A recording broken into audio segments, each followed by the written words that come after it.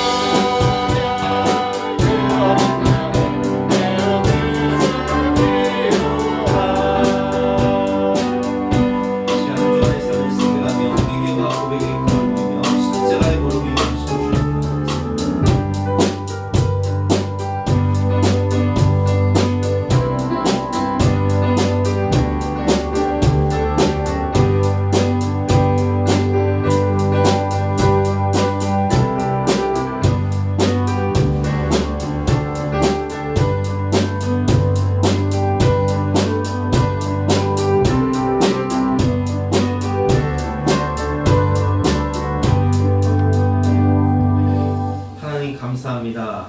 어두운 가운데 죄 가운데 행하며 결박과 사슬에 매여 마귀의 종로로 타며 지옥문을 향해 달려가던 우리를 불쌍히 여기사 십자가의 복음으로 우리를 속량하시고 우리에게 하나님 자녀의 권세를 주시고 자유와 해방을 주심으로 하나님의 나라를 누리며 살 수 있는 특권 가운데 주시니 진심으로 감사를 드립니다.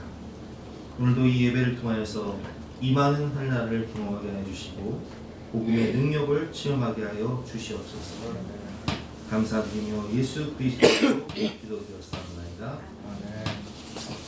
영원하신 성령으로 말미암아 흠없는 자기를 하나님께 드린 그리스도의 피가 어찌 너의 양심을 죽은 행실에서 깨끗하게 하고 살아계신 하나님을 섬기게 하지 못하겠느냐. 그러므로 주 예수 그리스도 안에 있는 자에게는 결코 정죄함이 없느니라. 아멘. 사제를 확신하며 다같이 사도신경으로 우리의 신앙을 고백하시겠습니다. 나는 전능하신 아버지 하나님 천지의 창조주를 믿습니다. 나는 그의 유일하신 아들 우리 주 예수 그리스도를 믿습니다. 그는 성령으로 잉태되어 동정녀 마리아에게서 나시고 본교 빌라도에게 고난을 받아 십자가에 못 박혀 죽으시고 장사한 지 3일 만에 죽은 자 가운데서 다시 살아나셨으며 하늘에 오르시어 전능하신 아버지 하나님 우편에 앉아 계시다가 거기로부터 살아있는 자와 죽은 자를 심판하러 오십니다. 나는 성령을 믿으며 거룩한 공교회와 성도의 교제와 죄를 용서하는 것과 몸의 부활과 영생을 믿습니다. 아멘.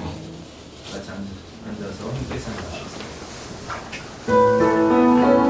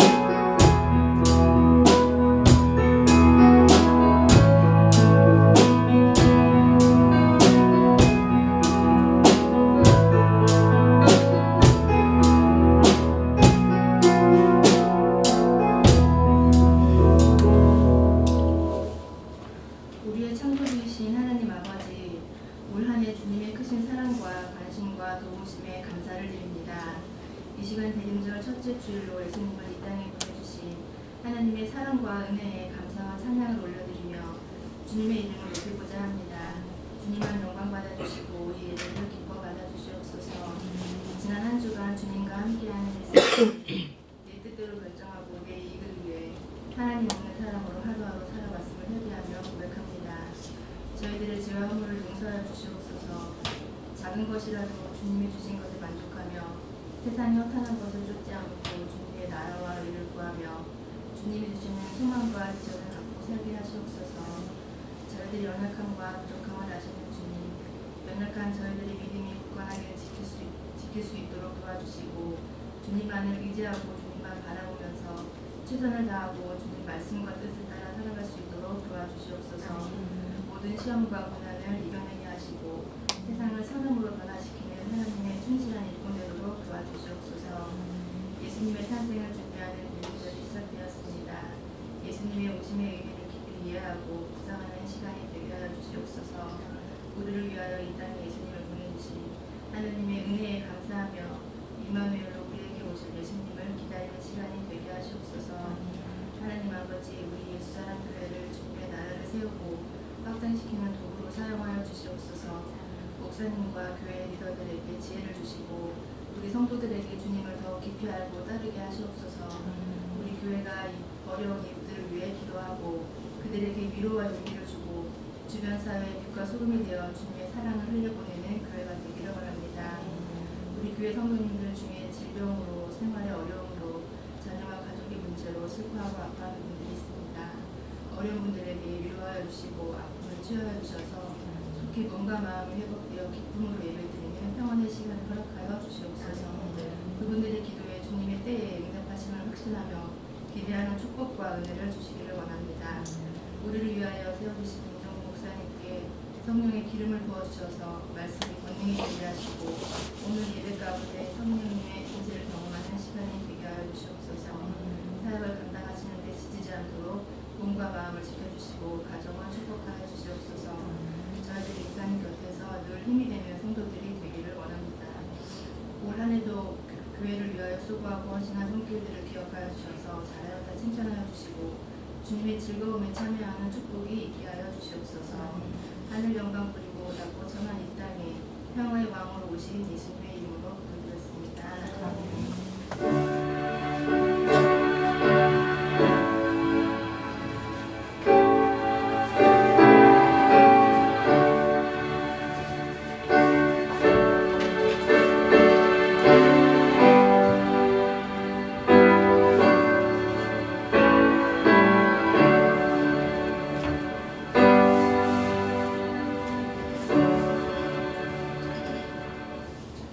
반갑습니다. 오늘도 주님 전에 오신 여러분들을 주님의 이름으로 환영하고 축복합니다. 우리 옆에 계신 분과 인사하실 때 당신을 만난 것이 내 인생의 가장 큰 축복입니다. 이렇게 인사하시겠습니다. 당신을 만난 것이 내 인생의 가장 큰 축복입니다. 아멘. 광고 말씀드리겠습니다. 오늘은 예수님의 탄생을 사모하며 기다리는 대림절 첫째 주일로 지키도록 하겠습니다. 교회학교 하반기 장학금을 오늘부터 이번 주 기간 동안 개인적으로 또 통장으로 입금시켜 드리도록 하겠습니다. 당회 오늘 2부 예배 후에 모이고요. 예결산 재직회는 다음 주 2부 예배 후에 모이도록 하겠습니다. 인도에서 선교 편지가 왔는데 읽고 기도해 주시기 바랍니다. 2부 예배 후에 간편식을 드리고 식사하고 하시기 바랍니다. 오늘 주시는 하나님 말씀은 요한복음 8장 32장 또 14장 6절 말씀인데요. 2절 말씀이니까 우리 한 목소리로 같이 합독하도록 하겠습니다. 네, 보시면 되겠습니다. 시작. 진리를 알지니 진리가 너희를 자유롭게 하리라. 예수께서 6절 시작. 예수께서 이르시되 내가 곧 길이요 진리요 생명이니 나로 말미암지 않고는 아버지께로 올 자가 없느니라. 아멘.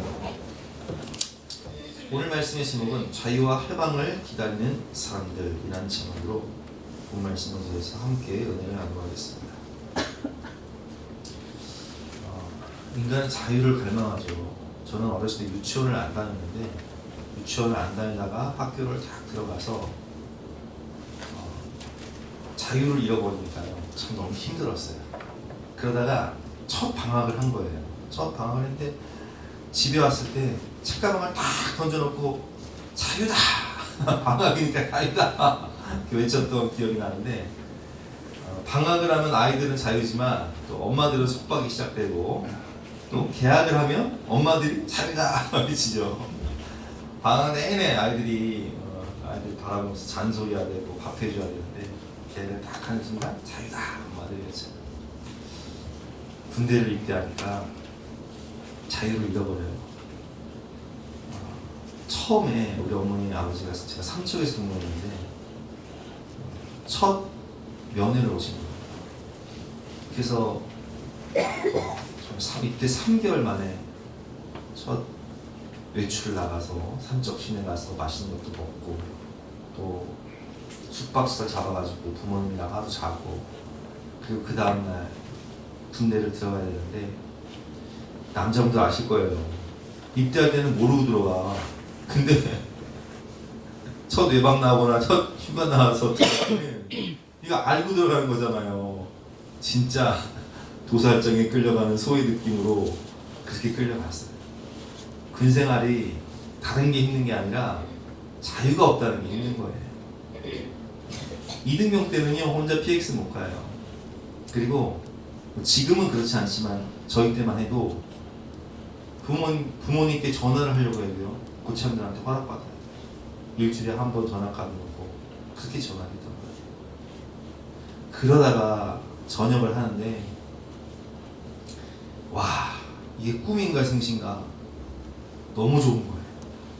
그래서 저는요 저녁 친구 딱 하고 나오는데 너무 기분이 좋으니까 제 동료한테 야 우리 비행기 타고 서울 가자. 내가 비행기 값 내줄게. 그 당시 한 19,000원 했나? 그래서 삼척에서 양양으로 가서 양양에서 비행기 타고 그리고 서울 왔어요. 그때 그 자유 해방감은요 정말 평생 잊을 수 없는 그런 기쁨이었습니다. 여러분 그렇습니다. 인간은 누구나 자유를 갈망합니다. 아마 여자분들도 마찬가지일 거예요. 저희 그 목포에 이모님이 한 분 계신데 우리 표본사님하고 이모사님 갔다 오셨죠. 우리 목포 이모님은 세상에 70대 중반까지 시어머니를 모시고 가셨어요. 왜냐면 시어머니가 거의 100세 가까이 사셨거든요. 그러다가 이제 몇 년 전에 전국 가셨는데 와 시집살이로부터의 자유. 왜냐면 시부모님이 아무리 좋은 분이어도요 아무리 잘해주셔도 이게 생활 패턴이 다르고 또 식사도 삼시세끼 해드려야 되고 하니까 정말 힘든 거라고요. 그 자유를 누려본 분만이 아시는 거예요. 나라를 빼앗겼을 때 어떻습니까? 드라마 연인을 보면 청나라 지배를 받던 상황 가운데 왕의 아들인 세자조차 그 청나라로 끌려갔다가 돌아와서 비참하게 인생을 마감하지 않습니까? 일제강점기, 우리 어르신들은 일제강점기를 경험하셨지만 일제강점기 시대에는 이름을 빼앗겨 일단 이름을 빼앗기고 또 언어를 빼앗기고 재산을 빼앗기고 주권을 빼앗기죠. 그래서 드라마 미스터 션샤인을 보면 독립운동을 하던 부모님 밑에서 자란 그 주인공이 양반 때 외동딸로 부귀와 영화를 누리며 살 수 있었지만 정말 그 우리나라의 자유와 해방을 위해서 자기의 목숨과 인생을 걸고 투쟁하는 그런 주인공의 모습을 볼 수 있습니다. 왜냐하면 그만큼 우리는 자유를 갈망하기 때문에 자유를 위해서라면 목숨조차 내놓을 수 있는 것이 인간인 것입니다. 이렇게 억압당하고 있는 상황 가운데 예수님은 이 땅에 왕으로 오셨어요. 근데 왕으로 오셨다는 뜻은 예수님이 오실 때는 하나님의 나라를 가지고 온다는 거예요. 예를 들면 탈북하신 분들이 계세요. 탈북을 해서 우리나라 오신 분도 계시지만 미국으로 가신 분도 계시단 말이에요. 미국 시민권을 얻게 돼요. 그러면 탈북자가 미국 시민권을 얻게 되는 순간 탈북자에게 무슨 일이 생기면, 해외에서 무슨 일이 생기면 미국 군대가 출동합니다. 나라가 움직여요. 그리고 미국 전직 대통령이 움직여요. 그럼 그게 나라가 임한다는 거예요. 예수님이 우리에게 오셨다는 것은 하나님의 나라를 가져오셨다는 거예요. 아멘. 그래서 성경을 보면 이런 구절이 있습니다. 마태복음 12장 20절을 보면 그때 귀신 들려 눈 멀고 말 못하는 사람을 데리고 왔거늘 예수께서 고쳐주세요. 귀신 들려서 이 사람은 눈도 멀고 말을 못하는데 예수님이 고쳐준단 말이에요. 그 말 못하는 사람이 말하며 보게 된지라. 근데 바리새인들이 예수님을 착잡기 위해서 바리새인들이 듣고 이르되 이가 귀신의 왕 바알세불을 힘입지 않고는 귀신을 쫓아내지 못함이라 하거늘 예수께서 그들의 생각을 아시고 이르시되 스스로 분쟁하는 나라마다 황폐해질 것이요 스스로 분쟁하는 동네나 집마다 서지 못하리라. 만일 사탄이 사탄을 쫓아내면 스스로 분쟁하는 것이니 그리하고야 어떻게 그의 나라가 서겠느냐. 또 내가 바알세불을 힘입어 귀신을 쫓아내면 너희의 아들들은 누구를 힘입어 쫓아내느냐. 그러므로 그들이 너희의 재판관이 되리라. 그러나 내가 하나님의 성령을 힘입어 귀신을 쫓아내는 것이면 하나님의 나라가 이미 너희에게 임할 것이다. 여러분이 6.25 때 한번 생각해보세요. 북한군이 밀고 내려왔어요. 그러니까 막 온통 나라가 이제 뭐 태극기 들었다가는 이제 총살 당하는 거예요. 근데 인천 상륙작전을 통해서 딱 전세가 역전이 됐어요. 어때요? 나라가 뒤집어지는 거예요. 마찬가지예요.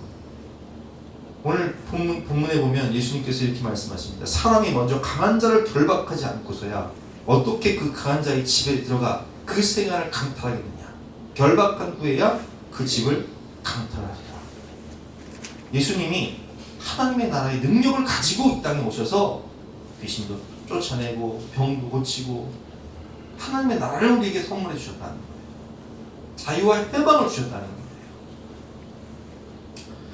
여러분, 예수님은 우리를 자유하게 하시기 위해서 오셨습니다. 오늘 본 말씀이죠. 진리를 알지니 진리가 너희를 자유하게 하리라.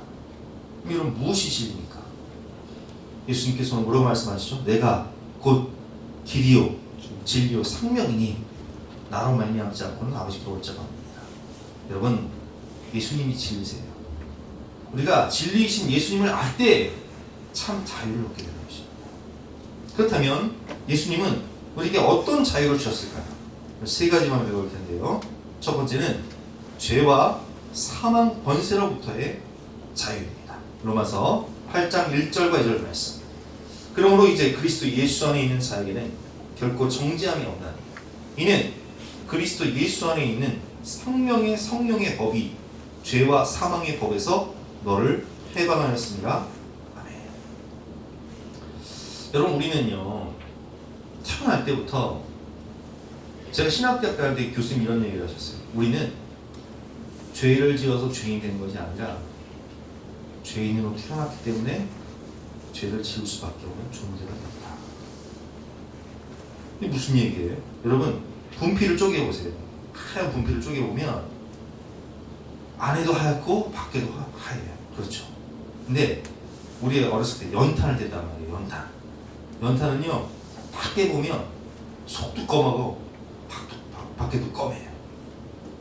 그러니까 우리가 태초에 하나님의 형상 따라 지음받았을 때는 분필 같은 존재였어. 근데 죄가 우리에게 들어오니까 연탄 같은 존재가 되거든요. 죄를 지어서 죄인이 된 것이 아니라 죄인으로 태어났기 때문에 생각하는 것, 마음에 푸는 것, 말하는 것, 모든 것이 그냥 죄덩어리예요. 그 인간의 전적 타락, 머리끝부터 발끝까지 그냥 전적으로 타락했다. 죄의 쌍아치, 세포 하나하나 모든 것이 타락해서 세포들이 죄를 원해요. 그래서 여러분, 뭐 알코올 중독, 또 니코틴 중독, 마약 중독, 이런 중독들이 왜 생겨요? 세포들이 그 죄에 길들여져서 니코틴 달라고, 알코올 달라고, 막 달라고 아우성을 치는 거예요. 그러면 몸의 육체에서 이걸 못 이겨서 넘어가는 거예요. 우리는 전적 타락한 존재로 어둠 가운데 행하며 죄가 죄인지도 모르고 어둠 가운데 추하고 더럽게 살았던 과거의 삶이 있습니다. 그런데 그러다가 예수님을 믿고 예수님 빛이시니까 빛 가운데 성령의 조명 가운데 딱 살게 되면 이전에는 내가 그렇게 추하고 더러운 삶을 살았으면서도 이게 코가요 무뎌져서 냄새도 못 맡고 눈이 어두워서 보지도 못하다가 빛 가운데 딱 오니까 그게 이제 보이는 거예요. 박보영 목사님이 그런 간증을 하셨죠. 노숙자로 살던 아이들을 데리고 옵니다. 근데 이 아이들이 노숙자로 살게 되면요, 여러분 생각해 보세요. 막 길거리에 살면서 온갖 막 냄새가 다 배는 거예요. 토한 그 옷물이 막 옷에 묻어 있고 온갖 더러운 냄새가 다 배 있는데 그 옷을 내가 입고 살면서도 그걸 더러운 줄 몰라. 그런 그 아이들을요 데리고 와서 일단 그거 다 벗고 다 씻어라. 깨끗이 씻습니다. 그러면 새 옷을 내줘요. 새 속옷과 또 이제 좋은 옷들을 내줘서 입어라. 옷을 갈아입고 깨끗이 이제 매일매일 씻으면서 살게 돼. 그러다 한 달이 딱 지나면 노숙자 시절에 입었던 그 속옷들, 그 옷들을 그대로 포장 이제 비닐봉지 딱 묶음 그대로 딱 내놓고 너 이 옷 입고 다시 옛 생활로 돌아갈래? 아니면 여기서 믿음 생활하면서 깨끗하게 살래? 이렇게 묻는다고 해요. 여러분 분명히 그 옷은 내가 한 달 전에 입던 옷이에요. 근데 다시 입을 수 있을까요? 그렇게 봐요. 어둠 가운데 행할 때는 죄가 죄인지도 몰랐고 더러운지도 몰랐어. 추한지도 몰랐어. 근데 이제는 매일매일 씻고 깨끗한 생활을 하다 보니까 다시 그걸 입으라고요? 아, 저렇게 못 살아요. 저 이제 새롭게 변화될래요. 저도 깨끗하고 거룩하게 살래요. 깨달아지는 거예요. 그래서 여러분 우리가 신앙생활을 하면 할수록 빛 가운데 걸어간다는 건 뭐냐면 죄가 미워져. 죄가 싫어져. 과거의 그 추하고 더러운 삶을 살고 싶지가 않아. 그래서 희한한 것은요, 신앙생활을 하면 할수록 내가 안 변화된 것 같은데 변화돼 있어. 내가 그냥 뭐 이슬기에 옷 젖듯이 교회 그냥 나온 것 뿐인데 어느 순간 게임도 끊고 또 술도 끊고 담배도 끊고 세상에서 추하고 더러운지 몰랐던 그 죄악들이 미워지고 싫어지고 이거 버려야겠다 기도하게 되고 점점 사람이 거라사 광인이 무덤 사이에 광하며 미친 짓을 하다가 아무도 제어할 수 없는 그런 삶을 살았는데 예수님 만나고 정신 차리고 옷을 입고 번듯한 새사람으로 변하듯이 사람이 변화가 돼. 이게 바로 예수님을 만나게 되면 예수님이 그 인생 가운데 오시게 되면 죄와 사망의 사슬을 끊어주시는 거예요. 죄가 미워지고 죄가 싫어지고 변화가 되는 거예요. 이게 은혜, 이게 복음이에요. 그리고 또한 제가 사망, 죄와 사망 권세로부터의 자유라고 했는데 죽음의 공포로부터 해방됩니다. 왜냐하면 우리는 죽어도 최악이 어디니까? 천국이니까. 담대해지는 거예요. 베드로가 예수님을 3번 부인한 이유가 무엇입니까? 죽는 게 무서워서. 근데 예수님 부활하시고 그 성령을 받아요. 그리고 길에서 구걸하던 사람들 안진뱅이를 일으켜 세운단 말이에요. 금과 은혜가 없지만 내가 있는 것으로 내게 주노니 곧 나사렛 예수 이름으로 일어나 걸어라. 근데 이 일어난 사람은요 평생을 그 예루살렘 그 문 앞에서 구걸하던 사람이라 이 사람이 나을 때부터 안진뱅이인 것은 예루살렘 시민들이 다 알아. 근데 이 사람이 예수 이름으로 딱 일어서 버리니까 제사장들, 서기관들, 바리새인들이 골치 아픈 거예요. 그래서 이 사내들인 공회에서 베드로와 요한을 불러서 그들을 불러 경고합니다. 너 이렇게 복음 전하면 죽어. 우리가 예수도 죽였는데 너까지 거 못 죽여? 협박을 해요. 그들을 불러 경고하여 도무지 예수 이름으로 말하지도 말고 가르치지도 말고 하니 19절 말씀 같이 한번 읽어보겠습니다. 시작. 베드로와 요한이 대답하여 이르되 하나님 앞에서 너희의 말을 듣는 것이 하나님의 말씀을 듣는 것보다 옳은가 판단하라. 무슨 얘기해? 죽을 땐 죽여. 우리가 보고 들은 것을 말하지 아니할 수 없다. 죽을 땐 죽여. 우리는 예수 그리스도의 십자가의 부활의 증인이야. 이런 담대함이 어디서 나오는 거예요? 여러분, 우리 권사님들 어떻게 기도한다고요? 주여 오늘 나를 데려가 주시옵소서. 이런 기도 어떻게 할 수 있는 거예요, 여러분? 이거 구원의 확신이 없으면 못하는 거예요. 아니, 제주도로 갔더니 그런 말씀을, 천국 가면 이보다 더 좋겠죠? 무슨 얘기? 천국의 소망이 있는 거예요. 천국의 소망, 여러분. 이 담대함이 어디서 오는 거냐고요. 우리는 구원받은 자들이에요. 마귀가 제일 우리를 협박할 때 뭘로 협박해? 너 죽어. 까불다 죽어. 근데 예수 믿는 사람들은 담대한 거예요. 저는 사도행전을 보면 깜짝깜짝 놀래요. 그때 헤롯 왕이 손을 들어 교회 중에서 몇 사람을 해하려 하여 요한의 형제 야고보를 칼로 죽입니다. 사도 요한의 형제 12제자 중에 하나였던 야고보를 죽여버렸어요. 그리고 요한의 형제 야고보를 칼로 죽인 것을 유대인들이 기뻐하니까 야, 이참에 베드로도 죽여야겠다 해가지고 베드로를 옥에 가둔단 말이에요. 근데 베드로가 뭐하냐? 6절 말씀 같이 한번 읽어보겠습니다. 시작. 헤롯이 잡아내려고 하는 그 전날 밤에 베드로가 두 군인 틈에서 두 쇠사슬에 베어 누워 뭐한다고요? 자는데. 내일 사형당해야 돼요. 야고보도 죽였고 이제 내 차례요. 그럼 여러분 구원의 확신 없으면 잠이 오겠어요? 두려워서 잠이 오겠냐고요.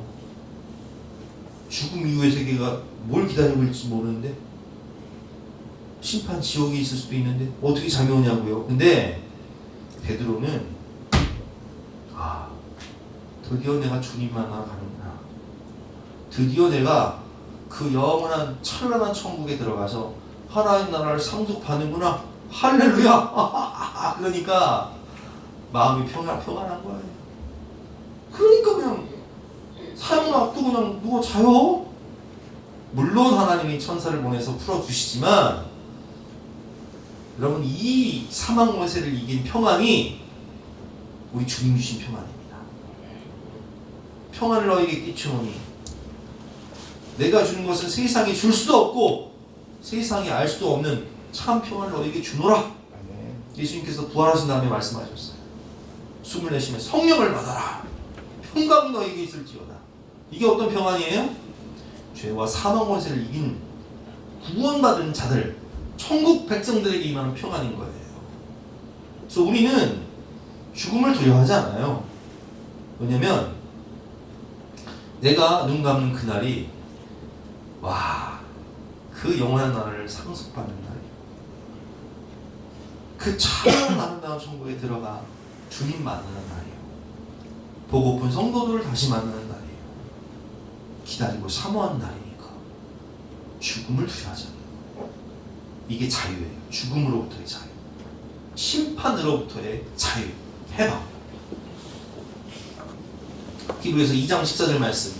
자녀들은 혈과 육에 속하였음에 그것 또한 같은 모양으로 혈과 육을 함께 지니심은 죽음을 통하여 죽음의 세력을 잡은 자 곧 마귀를 면하시며 또 죽기를 무서워함으로 한평생 매어 종노릇하는 모든 자들을 놓아주려 하시니.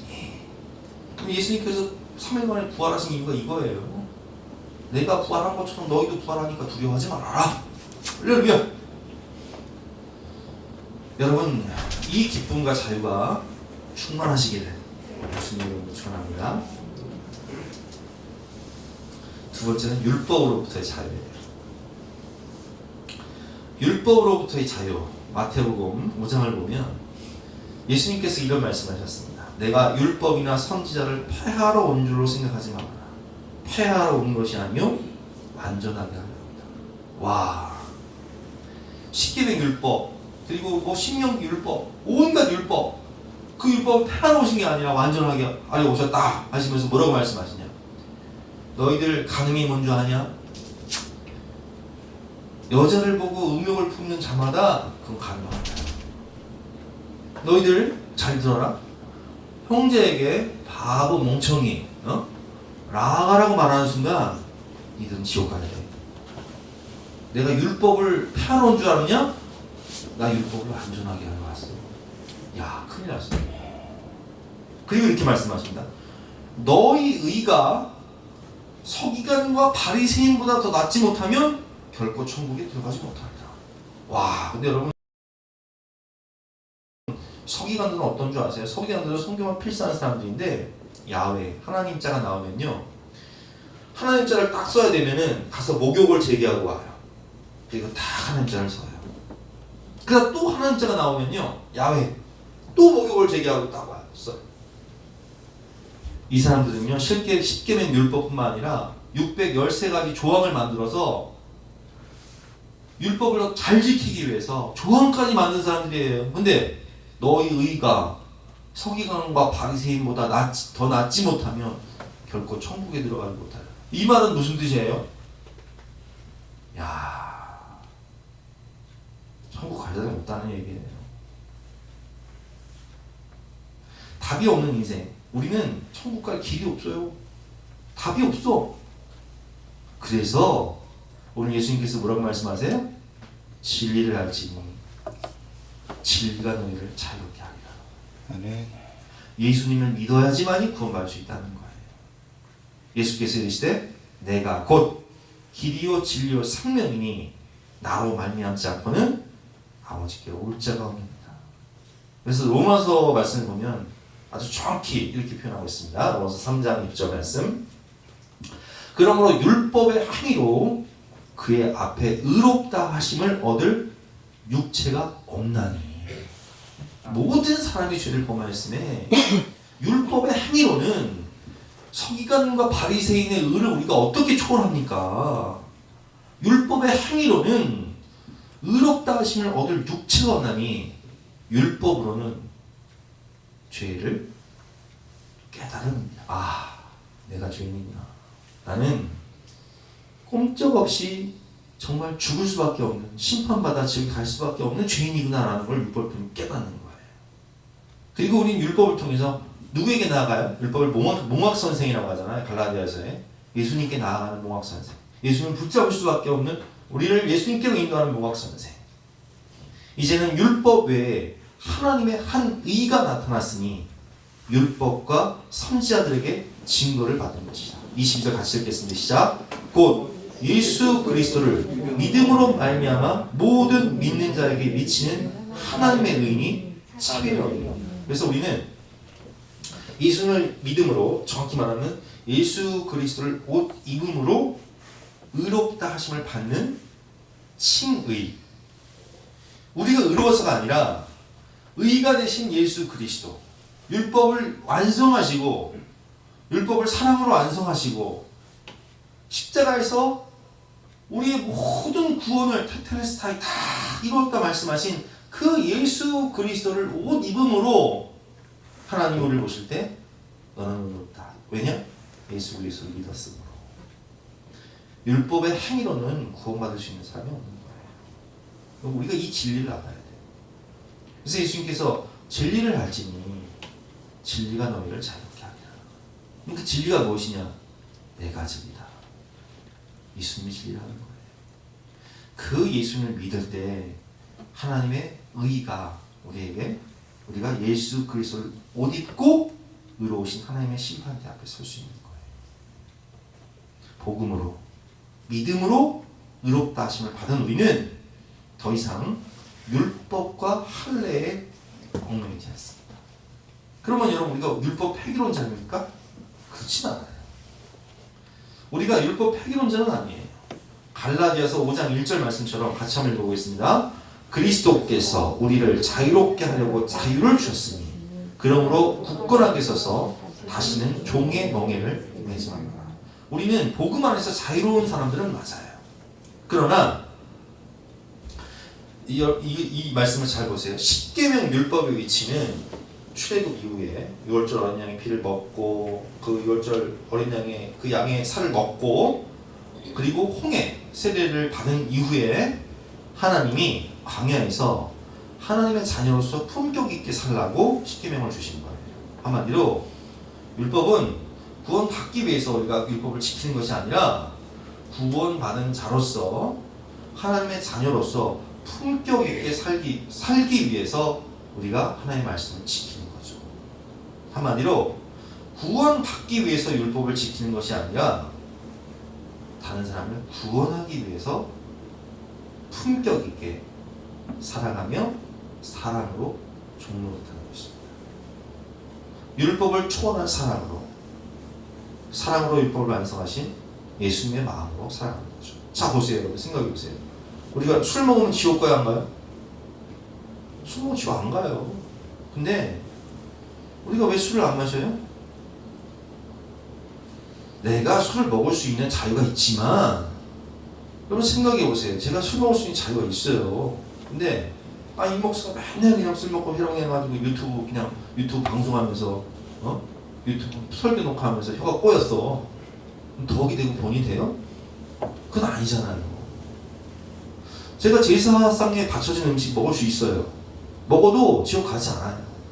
그렇지만 믿음이 연약한 자가 저 목사님이 제사상에 바친 음식을 먹고 시험을 빠지면 안 되니까 안 먹는 거예요. 우리가 주일날 편히 씻고 놀러 다니고 여행 다닐 수 있지만 이렇게 주일날 교회 나와서 예배드리고 봉사하며 아이들을 가르치며 사랑으로 종노릇하는 이유가 무엇입니까? 갈라디아서 5장 13절 말씀 같이 한번 읽어보겠습니다. 형제들아 너희가 자유를 위하여 부르심을 입었으나 그러나 그 자유로 육체의 기회를 삼지 말고 오직 사랑으로 서로 종노릇하라. 내가 뭐 마음껏 살아갈 수 있죠. 내가 그렇게 살아가도 난 의롭다 하심을 받았으니. 그러나 우리는 그 자유를 육체의 기회로 삼는 것이 아니라 어떻게 한다고요? 사랑으로 영혼을 구원하기 위해서 내 몸을 저 복종시키며 서로 종노릇하는 거예요. 그래서 봉사하고 사는 거예요. 그러면 예배드리며 섬기면서 하는 거예요. 이게 율법으로부터의 자유죠. 사랑으로 종노릇하는 거예요. 세 번째는 눌림과 억압, 중독으로부터의 자유입니다.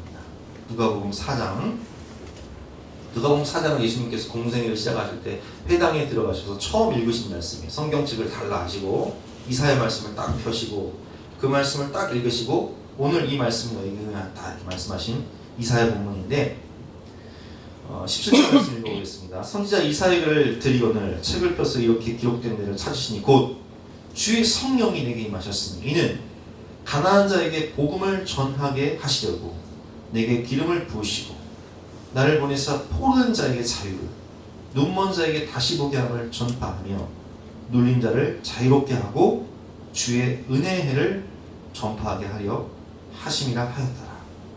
책을 덮어 그 맡은 자에게 주시고 앉으시니 회당에 있는 자들이 다 주목하여 보더라. 예수께서 그들에게 말씀하시되 이 글이 오늘 너희에게 응하였느니라 하시니 아멘.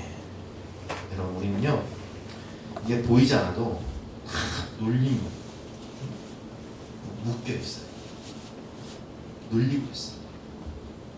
근데 오늘 예수님께서 뭐라고 말씀하시냐면 19절 말씀에 주의 은혜의 해를 전파하게 하십니다.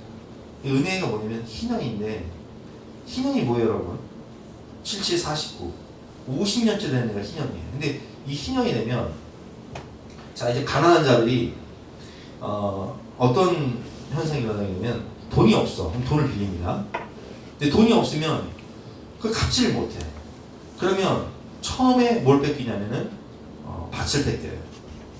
그리고 두 번째로 뭘 뺏기냐면 집을 뺏겨요. 세 번째로 뭘 뺏기냐면은 자식들을 노예로 팔아야 돼요. 네 번째 마지막으로 어떻게 되냐? 자기가 놀고 들어가야 돼요. 가난한 자들은 먹고 살 길이 없으니까. 왜냐면 우리 창세기를 보면 요셉 시대에 흉년이 드니까 사람들이 뭐 밭이고 집이고 다 팔 수밖에 없잖아요. 그래서 이게 동족에게 팔려가는 거예요. 밭도 팔리고 또 집도 넘기고 자식도 노예로 들어가고 나도 노예로 들어가고. 근데 희년이 되면 하나님께서 법을 정하셨어.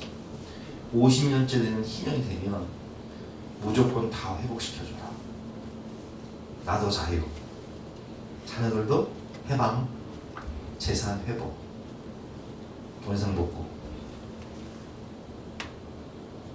그래서 희년을 기점으로 값이 매겨져요. 희년을 기점. 희년으로 몇 년 남았 해가지고 그 밭이 이제 저당 잡을 때 얼마인지 책정이 되는 거예요.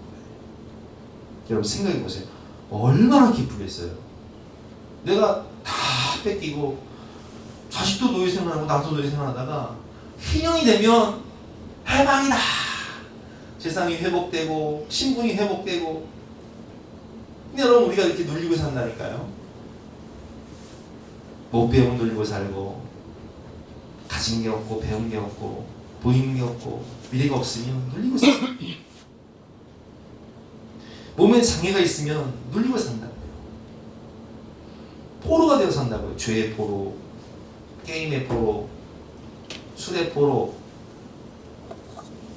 마약의 포로, 여러 가지 중독의 포로가 되어 산다. 근데 예수님을 믿으면 예수님이 오시는 순간 주의 성령이 내게 임하셨으니 이는 가난한 자에게 복음을 전하게 하려 하시려고 내게 기름을 부으시고 나를 보내사 포로된 자에게 뭘 주신다고요? 자유를.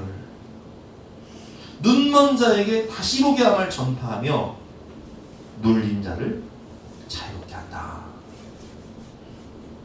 근데 저도요, 예수 믿기 전에 성령 체험하고 예수 인격적으로 만나기 전에 눌렸어요. 뭐에 눌리냐? 초라한 나 자신을 이기는 거예요. 세상에 눌리는 거예요. 사람들의 편견, 시선에 눌리는 거예요. 내가 뭘 할 수 있을까? 나는 3년 인생인데 나는 가진 것도 없고 배운 것도 없고 보이는 것도 없고 아무것도 없고 눌리는 거예요. 근데 예수님을 믿게 된 다음에 깨닫는 것은 나는 하나님의 자녀다. 하나님이 내 안에 계시니 내게 능력 주신 자 안에서 내가 모든 것을 할 수 있다. 나는 부족하고 나는 연약하지만 내 안에 계신 성령께서 나와 함께 하시니 나의 등 뒤에서 나를 도우시는 주. 일어나 걸어라. 내게 능력 주신 자 안에서 내가 모든 것을 할 수 있느니라. 소망이 생겨요. 하나님 능력을 주시죠. 눌림에서 벗어나게 하세요. 그게 복음이에요. 우리가 강영 박사님 보세요. 눈먼 자를 다시 보게 하는 전파. 지금 고인이 되셨지만 이분은 우리 아버지보다 나이가 많으신 분인데 10대 중반에 축구하다가 중도실명자가 되잖아요. 축구공 맞아가지고 두 눈이 안 보이잖아요. 그래서 이제 60년대만 해도요, 이렇게 눈이 안 보이는 분들은 오로지 할 수 있는 게 이제 안마 실수도 가서 안마하는 거. 하지만 이분은요, 믿음이 있었어요. 이 세상의 억압 가운데 눌리지 않았어요. 열심히 공부를 해서 연세대를 들어가요. 연세대도 입학 거부했지만 어떻게 기독교 학교에서 눈이 안 보인다는 이유로 학생을 거부할 수 있느냐. 그러니까 연세대가 문을 열어준다는 거예요. 그리고 미국 유학 가요. 그래서 미국 유학 가서 한국인 최초로 미국 백악관 차관 복까지 올라가요. 가장 높은 고위공직자가 되죠. 아들도 의사, 변호사, 믿음의 명문 가정을 세우죠. 이분이 이렇게 눌림에서 자유, 눈먼 자가 다시 보게 함을 얻는 이 은혜를 경험하는 것은 힘이 큰 능력의 원천이신 예수 그리스도, 보배이신 예수님이 그분에게 오셨기 때문에. 우리가 지난 단일교회 때 김인강 교수님 강의 들었어요. 그죠? 이분 단지 이분 2살 때 소아암에 걸려서 걷지를 못했어요. 비료포대 위에 앉아가지고 질질 비료포대 끌고 다니면 사람들이, 동네 사람들이, 시골 동네 사람들이, 충청도 동네 사람들이 아유 저는 저거 빌어먹게 생겼다. 평생 빌어먹게 생겼다. 엄마가 7살 때 학교 보내려고 1시간을 업어가지고 학교 들여보내려고 하니까 학교에서 안 받아줬어요. 아 이게 어떻게 우리 가르치냐고. 이게 비료포대 끌고 1시간 왔다 갔다 해야 되는데 우리 못 받는다고. 평생 거지로 살 거라고 얘기했지만 그는 믿음이 있었다고요. 포기하지 않았어요. 와, 난 이분이 진짜 서울대 수학과 들어가서 그 서울대 교수가 되고 카이스트 교수가 되잖아요. 수학의 세계적 난제였던 문제들을 다 풀어버리잖아요. 여러분, 우리 주님은요 눌린 자를 자유롭게 하시는 분이세요. 포로된 자에게 자유를 주시는 분이시라고요. 내가 가진 게 없고 배운 게 없고 뭐 몸에 장애가 눌린 분들 계시다면 여러분 예수님이 나와 함께 하신다는 믿음으로 자유와 해방을 누리시길 바랍니다. 그게 복음이에요. 기쁜 소식. 여러분 성탄절 우리가 예수님을 기다리는 이유는 오늘 결론인데 예수님이 이 자유와 해방을 주시게 오셨기 때문이에요. 예수님을 믿으면 이 자유와 해방의 기쁨이 곧 나의 기쁨이 되는 거예요. 그래서 우리는 예수님을 기다려야 되는 거예요. 아멘. 주 예수여 어서 오시옵소서. 임마누엘 나와 함께 하여 주시옵소서. 아무쪼록 이 대림절 기간 동안 이 자유와 기쁨을 주님과 함께 풍성히 누리시는 저와 여러분 되시기를 주님의 이름으로 축원합니다. 아멘. 함께 찬양하고 기도하는 시간 갖도록 하겠습니다.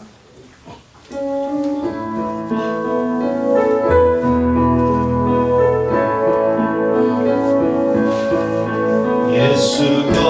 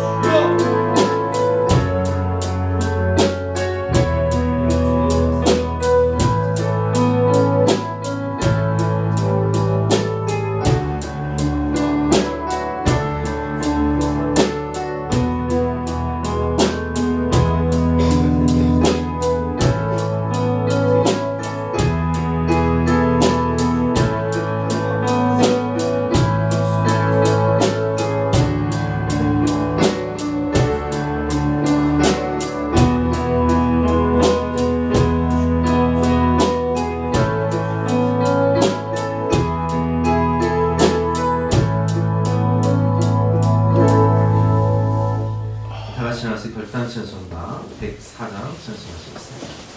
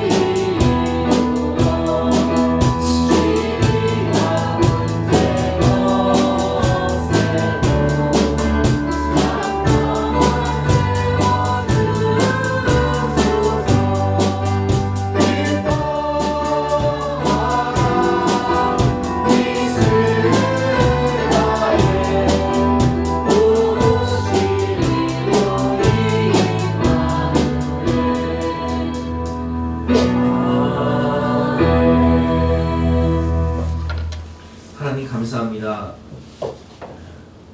눌림과 억압 가운데 죄에 매여 사망 권세에 매여 율법에 매여 억압과 눌림에 매여 포로 생활하던 우리들을 불쌍히 여기사 예수님을 이 땅 가운데 보내심으로 우리를 죄와 사망 권세로부터 율법과 어둠으로부터 눌림과 억압으로부터 해방시켜 주시고 자유와 기쁨을 허락하여 주시니 진심으로 감사드립니다. 아멘. 이제 주님과 동행하며 담대하게 소망 가운데 기쁨 가운데 승리하며 살아가는 우리 모든 사랑하는 권속들 될 수 있도록 축복하여 주시고 오늘도 주님 사랑하는 마음으로 신령과 진정으로 자기의 인생과 삶을 드리는 물질과 생명을 드리는 하나님의 백성들의 삶을 주님께서 책임져 주시고 풍성한 은혜와 축복을 나리어 주시옵소서. 감사드리며 예수 그리스도 이름으로 기도드렸사옵나이다. 아멘. 지금은 우리 구주 예수 그리스도의 은혜와 독생자를 주신 영원하신 하나님의 사랑과 성령의 강화 감동 역사하심이 우리 모든 성도님들을 머리머리 위에 앞날 위에 지금부터 영원까지 함께 하시기를 간절히 축원하옵나이다. 아멘. 아멘.